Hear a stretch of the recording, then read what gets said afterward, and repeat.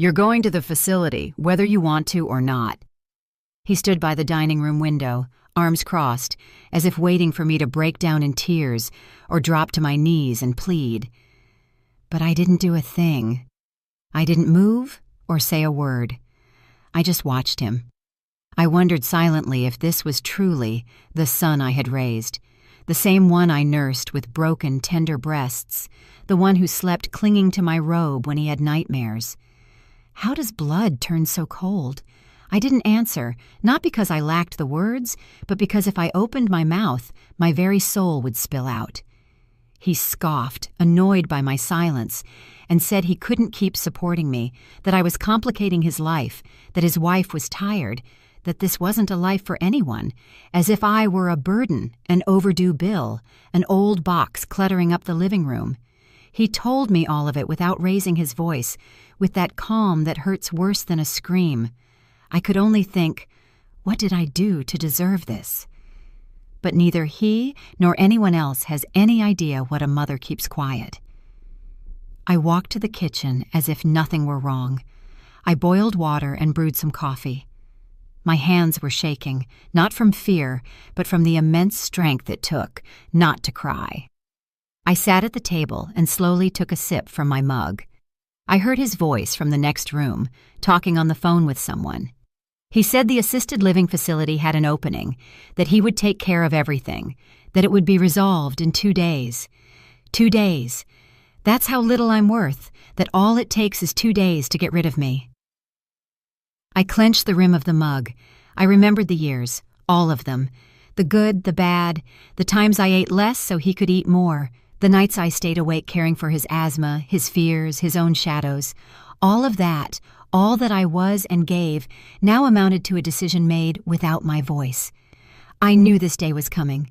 Not exactly like this, not with those words, but I felt it in the way Marcus had been looking at me for months, as if I bothered him even when he breathed.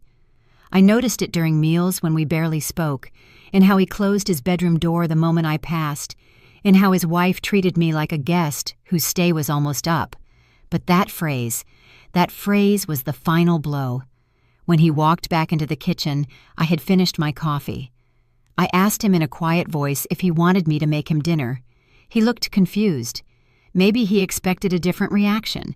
Maybe he wished to see me on my knees, screaming, begging.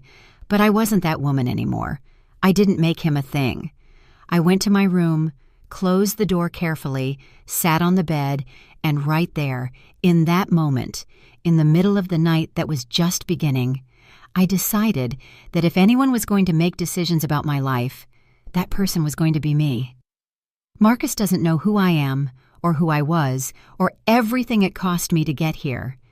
He conveniently forgets that I also had a life before being his mother, that I wasn't born old, or frail, or tired, that I once dreamed, that I danced in the rain, that I loved wildly, that my heart was broken, that I started over, and that I built everything he now wants to take away. He forgets that this house doesn't belong to him, that I raised this house with my own hands. I worked 30 years as the manager of a local bakery, clocking in 6 days a week just to pay for every single brick, every window pane, every flower in the yard. I only slept 4 hours a night. I never asked for anything, not even thanks. But of course, memory is selective when it's convenient. I didn't sleep that night. I lay looking at the ceiling, remembering every detail of my life.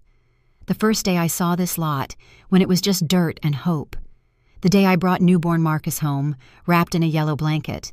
The Christmases, the laughter, the fights, the makeups, everything was stored within these walls. And now he wanted to put me in an institution, as if I were a prisoner. I didn't cry, not because it didn't hurt, but because I wasn't going to give him my tears. The next morning, I woke up before everyone. I prepared breakfast as always. Marcus came down with his usual expression, that mix of haste and distance. He told me he had to go out to handle some paperwork and that we would talk later. I nodded. When he left, I went to the closet, not to pack clothes, not yet. I went for something else. A small box of dark wood that I've kept for years. Inside were my most important documents, deeds, my will, and some savings that nobody knew I had. Not a lot, but enough. There were also letters, photographs, old clippings. I sat on the bed with the box on my lap, and for the first time in a long time, I smiled. He thinks I'm weak. He thinks he can decide for me, but he has no idea everything I've endured and what I'm capable of. I closed the box again. I put it back. I had to act calmly, intelligently. It wasn't time to show my hand yet, but the game had started, and this time the one moving the pieces would be me. That night I pretended to be tired. I went to bed early. From my room, I listened to Marcus talking to his wife. They were saying the place was nice, that it had a garden, that it was well kept, as if they were describing a resort hotel, as if a mother were a thing you put on a shelf. I pulled the blanket up to my neck, not to protect myself from the cold, but from their contempt. The idea of leaving no longer hurt. What hurt was that they believed they could decide it without me, but they would soon understand. The next week was going to change everything, and this time I would have the final word. I remembered the exact day Marcus was born. It was as if the sky knew something important was about to happen. The doctor told me he took a deep breath from the very first second, as if demanding the whole world with that first cry. And I, foolish me, thought that meant strength. That meant life. I never imagined it was also a warning.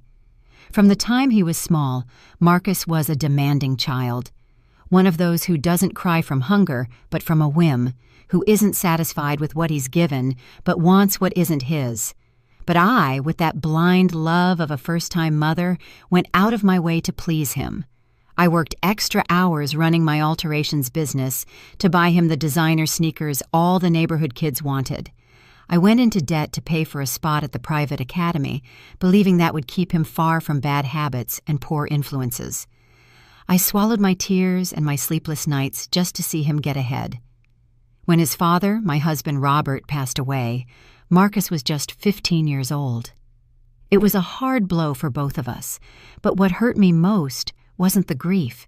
It was the way Marcus began to look at me as if I suddenly knew nothing. As if he, with his voice changing and his shoulders broadening, was the man of the house, and I was merely a shadow of what he needed. "Don't cry so much, Mom. He had to die of something," he told me one night while I was still clutching Robert's pillow. From then on, things changed. He didn't consult me about anything. He went out without saying where. He spoke to me as if I were his housekeeper, his burden, his annoyance. But even so, I couldn't stop justifying him. "It's adolescence," I'd repeat to myself. "He's hurting from his father's death." And I kept preparing his favorite food. I kept washing his clothes. I kept hoping that one day he would hug me again, like when he was a child. But that hug never came back. Years passed. Marcus grew up, became a successful business executive, got a good job in the city, and moved out. I stayed in this house that we built with such sacrifice, brick by brick, when Robert was still alive. Every corner holds a story, a memory, a scar. I thought that when Marcus was well established, he would come back, not to live, but to visit, to share a cup of coffee, to care about how I was doing. But the calls became more and more sporadic, the messages non-existent, and when he did come, it was in a hurry. He barely said hello, looked at his watch, and left. But what hurt the most wasn't the coldness. It was the way he surveyed the house, like someone already measuring what they would take once the owner died. One day, without warning, he told me, "Mom, you should start thinking about selling this place. The house is getting old and you can't keep it up by yourself." He said it without looking me in the eye, as if it didn't hurt him, as if he didn't know this house was the last thing I had left of Robert, of our history, of myself. I didn't answer. I just nodded in silence and poured him more coffee. After that, the pressure began. Calls every week. "Mom, did you go to the notary yet?" "Mom, I have a friend who wants to invest in real estate." "Mom, this isn't personal. It's for your own good." And every time I hung up, I felt a part of me peel away like a flower ripped from its stem. I clung to my routine, my plants, my sewing, my walks in the neighborhood. But the shadow of his ambition was already in every corner of my house. Every time I opened a drawer, I felt like I was preparing to disappear, until one afternoon, while watering the rose bushes, I saw him arrive. His new car, his office suit, his expensive cologne, and his hard face. I've already spoken to Attorney Sterling. Mom, if you don't sign the papers, I'll be forced to take other measures. This house is coming to me, whether you like it or not. That's when something broke, but not in me, in him. Because while he was saying that, I didn't cry. I didn't get upset. I just watched him. And in that silence, I think for the first time, he understood that he no longer had power over me, that the Thelma he thought was fragile no longer existed. That night, I locked myself in my room. I pulled out the ledger where I keep track of every expense I've had since Robert died. How much did Marcus's education cost? How much did I invest in the house? How many times did I give up buying something for myself to give it to him? Every figure was a wound, every number a betrayal. And in that early morning, I understood something that hurt more than everything else. My son didn't love me. He just needed me to die so he could inherit. Then I made a decision. I was not going to give him anything. Not a wall, not a chair, not a flower pot. The next morning, I went to the market. I walked the streets as always, but with new eyes, as if every step was part of a secret plan that was only just beginning to be born. I saw Ms. Evelyn Reed, the retired notary public. I greeted her and asked, "Are you still doing estate work?" She looked at me with surprise and then respect. "For you, Thelma? Of course I am." That's where my preparation began. I gathered documents, property titles, and payment receipts. I found records, deeds, even the old letter where Robert stated that the house would always be mine, unconditionally. Weeks passed. Marcus didn't call. All the better. I also kept quiet, because sometimes the greatest act of rebellion is to say nothing at all. Until a month later, he returned with his arrogant tone, with his urgency. "Mom, I've made the decision for you. You're going to the facility whether you want to or not." That's when I knew it. It wasn't just ambition, it was contempt. And that was the final straw. I came home that afternoon with a tight throat, as if I'd swallowed a rock, and couldn't ever get it out. There was something in the air, something that wasn't new, but that had become denser, more evident, like a fog that no longer bothered to hide. It was the contempt, Marcus's contempt, my own son's. I felt it in the plates he left on the table without clearing, in the way his voice rose in tone every time he spoke to me, in the way he avoided looking me in the eye, as if I were nothing more than another object in the house. And that night was different because he didn't yell, he didn't throw anything on the floor, he didn't insult me directly. It was worse. He simply sat across from me in the dining room while I finished serving dinner. He looked at me in silence with a calm that froze my blood. "I've already spoken to Mr. Dawson," he said suddenly, cutting his meat without looking up. "Everything is ready. This house will be in my name, and you're going to the facility, whether you want to or not." I didn't respond. Not a sigh, not a tear. I took my napkin and placed it on my lap, with the same slow movements as always. I felt something inside me shrink, as if my soul were shriveling up in fear, but I didn't say anything because, in that silence, I was also deciding something. I didn't sleep that night. I walked the hallway from one end to the other. Shadows stretched along the walls as if the house itself were watching me. How did we get here? I wondered when my son had turned into someone capable of looking at his mother as if she were a nuisance. But questions were no longer enough. The next day, I started doing something I hadn't done in years: writing. I took an old notebook and began jotting down dates, names, facts, as if my life were a file that needed to be scrutinized. I remembered the original deed to the house, the documents kept in a locked box deep in my closet, and I also remembered something else.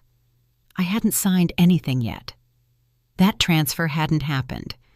Legally, that house was still mine, and if he thought I was going to hand it over like an old rag, he didn't know me, not well enough. I started small. I sold some antique silverware I had inherited from my mother, then some jewelry that had been stored away for decades, all in silence, all without raising suspicion.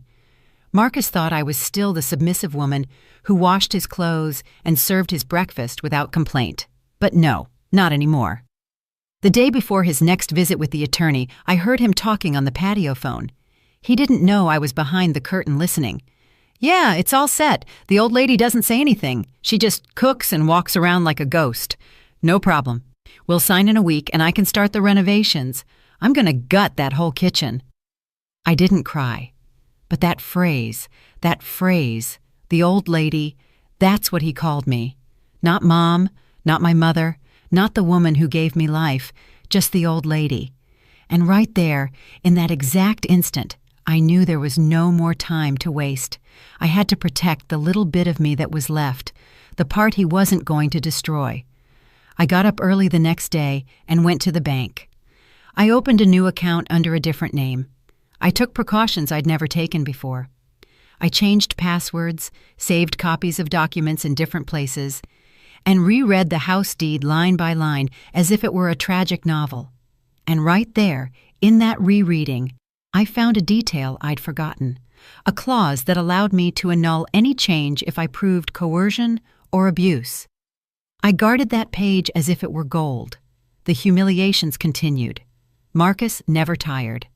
Every day, he had a new way of making me feel small. Sometimes he simply ignored me. Other times he'd come in with grocery bags and drop them forcefully onto the table as if I were his employee. Not a word, just orders, just cutting stairs. One night, when the tension was so thick you could almost chew it, I made his favorite meal, smothered pork chops and rice, just like when he was a boy.